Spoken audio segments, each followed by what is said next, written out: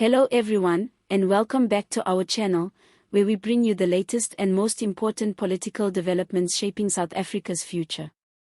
If you enjoy in-depth analysis and commentary on South African politics, don't forget to like this video, subscribe to the channel, and leave your thoughts down in the comments section. Your engagement helps us grow and keeps these important conversations alive. Today, we turn our attention to a major development within the African National Congress, or the ANC, South Africa's governing party.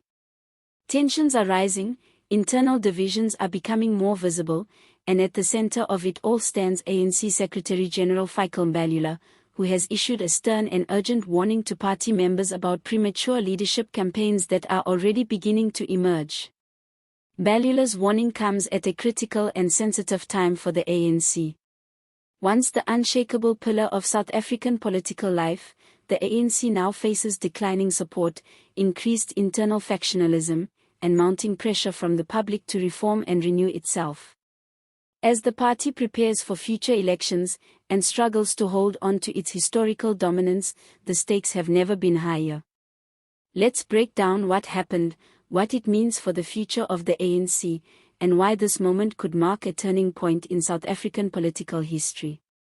Speaking recently, Mbalula addressed growing concerns that some within the party have already begun positioning themselves for leadership bids ahead of the ANC's next elective conference, set for 2027.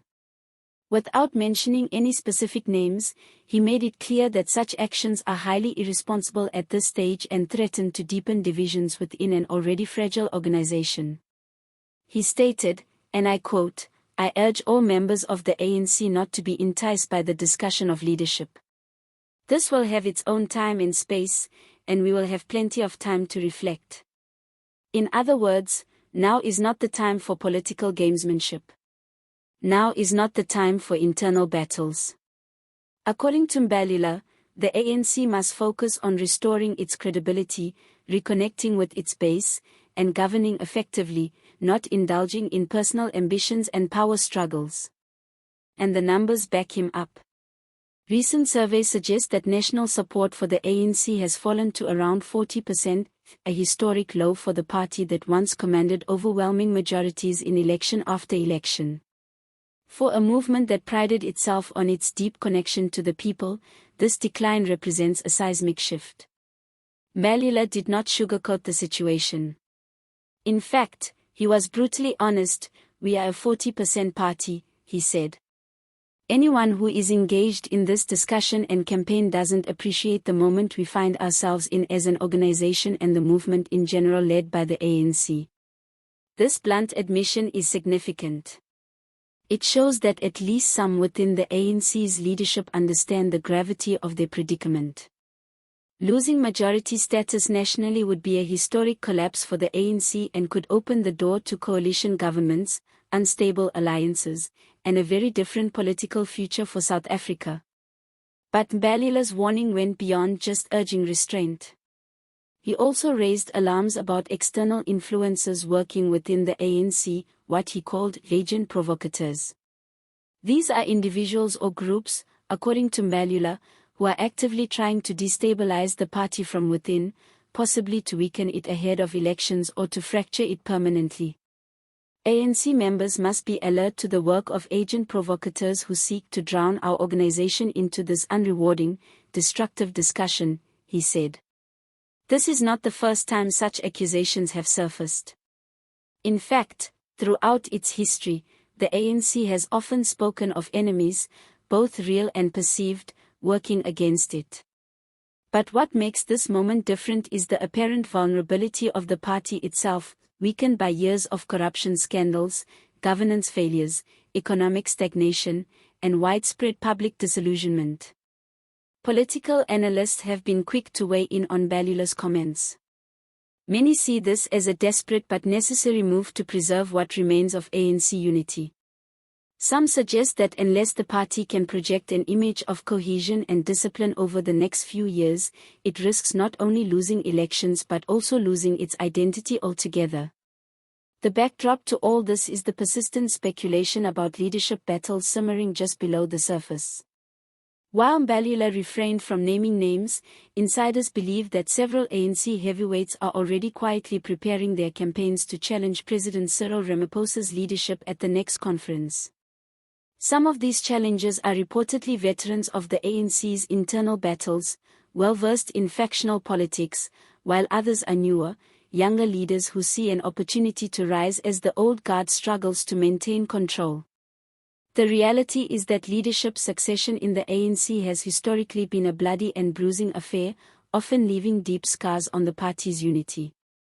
Think back to the power struggles between Thabo Mbeki and Jacob Zuma, or the factional divides that dominated the ANC's 2017 Nosrec conference, when Ramaphosa narrowly defeated Nkosazana Dlamini Zuma. Each leadership contest, while decided in conference halls, also spilled out into government and society, weakening governance and undermining public confidence. Today, Mbalula's warning signals a real fear that history could repeat itself, at a time when the ANC might not survive another brutal internal war. And there's another important point to consider. Even if Mbalula succeeds in tamping down leadership contests for now, the underlying issues facing the ANC will not go away. The party must still answer serious questions about service delivery failures, the energy crisis, unemployment, crime, and endemic corruption. Without meaningful action on these fronts, unity alone will not be enough to save the ANC from electoral defeat. Moreover, South Africans are watching closely. Gone are the days when loyalty to the ANC was automatic and unquestioned. Today's electorate is younger, more impatient, more critical, and much more willing to punish political parties that fail to deliver. If anything, early leadership campaigns could be seen by voters as further proof that the ANC is more focused on internal power games than on solving the country's urgent problems. And that brings us back to Mbalula's key message: focus on the people, not on personal ambitions. Focus on governing effectively, not on politicking. Focus on renewal, not on destruction. Time will tell whether his warning is heeded. But what's clear is that the ANC stands at a crossroads. It can choose discipline, humility, and service, or it can slide deeper into division, dysfunction, and decline. One thing is certain: the road ahead will not be easy, and the decisions made in the coming months and years will shape not just the ANC's future, but South Africa's future as well. Thank you so much for watching. If you found this analysis helpful, please give the video a thumbs up, subscribe to the channel for more political updates, and share your thoughts in the comments section below. Do you think the ANC can turn things around? Or is this the beginning of the end for South Africa's ruling party? We'd love to hear what you think. See you next time.